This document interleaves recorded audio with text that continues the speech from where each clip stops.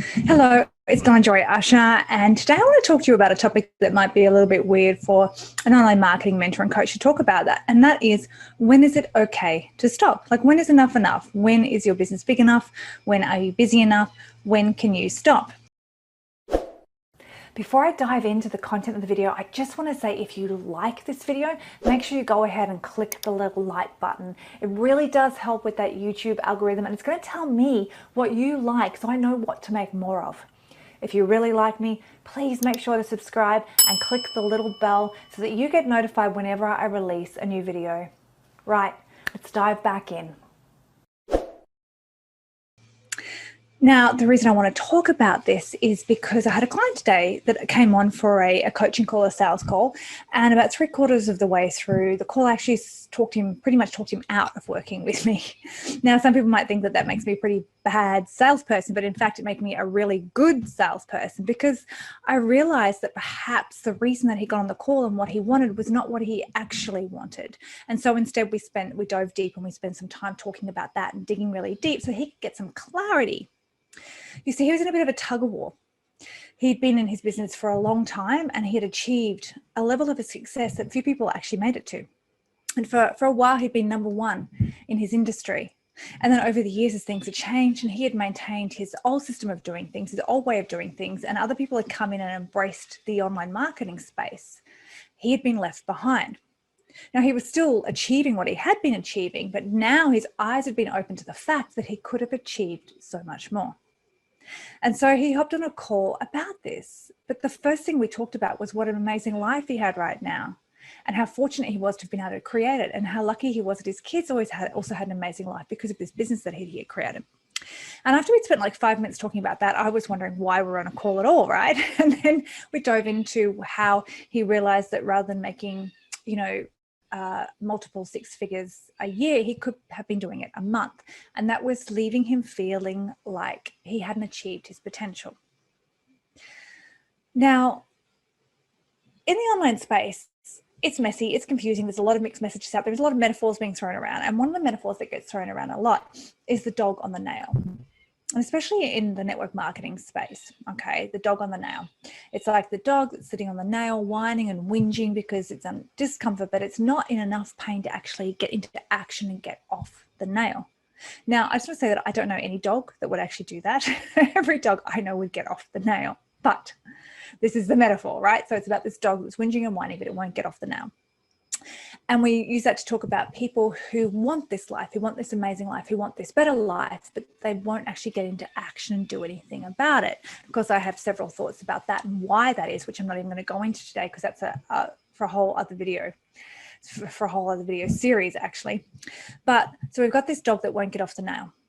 Now, what if instead of a dog that's on the nail and it's like, in a life that it doesn't want to be in, right? That's uncomfortable, but doesn't want that life, and it wants so much more, and it doesn't have enough money, and they don't have the life they want, they don't have the freedom, they're stuck in the 9 to 5. That dog, right? What if instead of that dog, we had the dog that actually had a pretty bloody amazing life, that had was getting multiple 5 figures a month coming in, that had so much hobbies and things that they wanted to do, right? What if now we're talking about that dog? Now, does that dog really need to get off the nail?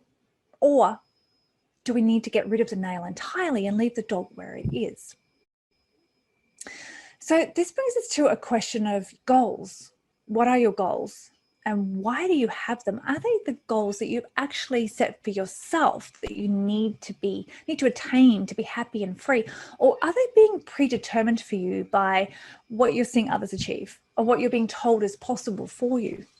Are your goals really yours, or were they given to you by somebody else?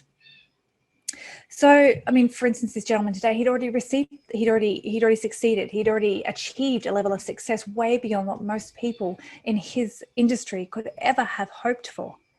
And yet he was disappointed because he saw others doing more. And the question is that disappointment enough for him to go on and put in the time and effort that's going to require for him to match that, for him to get to 6 figures a month? I mean, to get to that next level, that's going to take an incredible amount of time, an incredible amount of effort. All of his spare time is going to have to go into his business, and to maintain that, it's going to stay like that.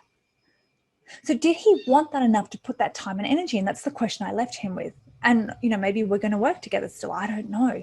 But it was by the end of it, I was like, okay, we have two case scenarios. One is you accept where you are right now and you're happy with that and you let go of this disappointment. Two, you realize that you really do want this. You really do want to achieve for it. And we go for it with everything. Now, within one, if you do decide that you want this, but you still can't get rid of this disappointment, then there's something there we need to work with and we can release that obstacle. So that's where he's at in this limbo. And that's where some of you might be at. Now, some of you may be desperately still just trying to achieve that level of comfort, that level of freedom that you want. But others may have already achieved it. And now you don't know what you're striving for or why are you striving for it. And you need to make sure that the goals you've set for yourself have been set for the right reasons. Do you truly want them for yourself? Or do you want them because you believe that that's what you should want? Or is it time to like take a step back just to maintain what we've got?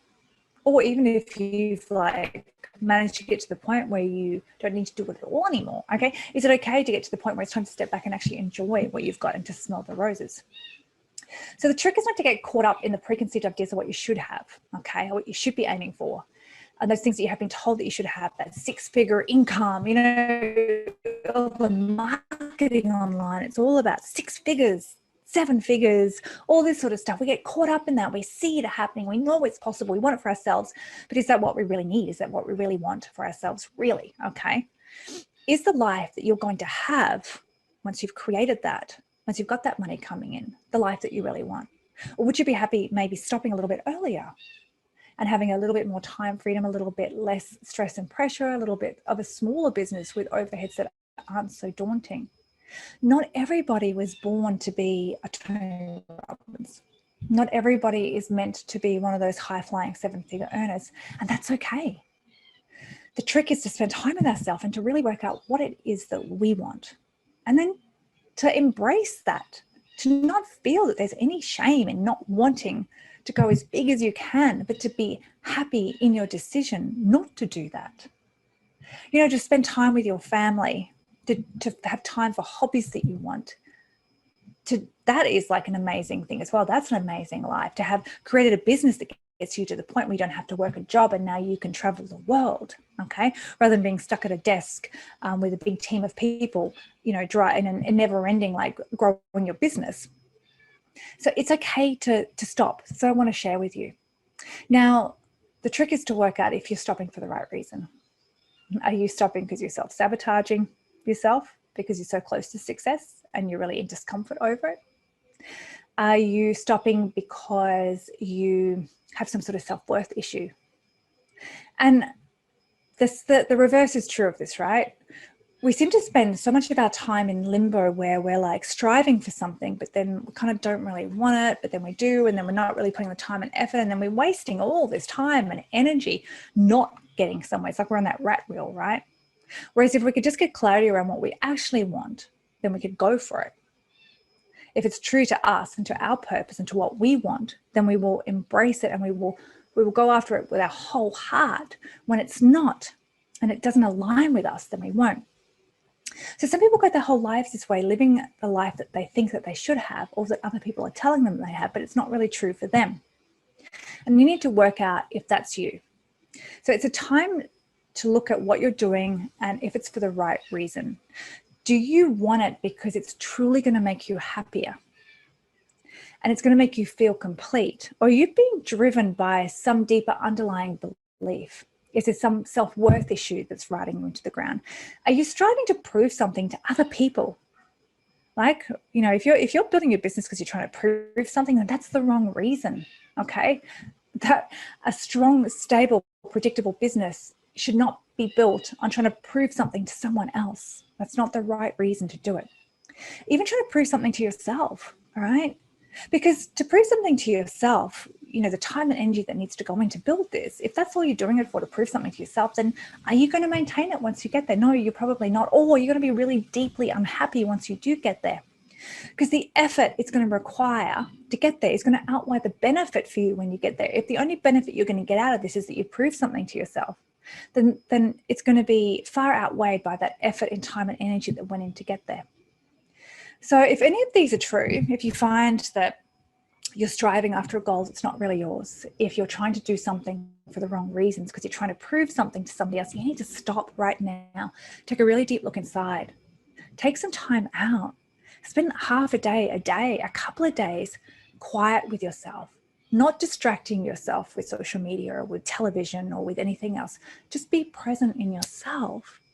Go deep inside and have a look and have a talk to yourself about what you really want. And then listen to your body. Listen to what it says to you. Listen to how it feels when you ask yourself certain questions.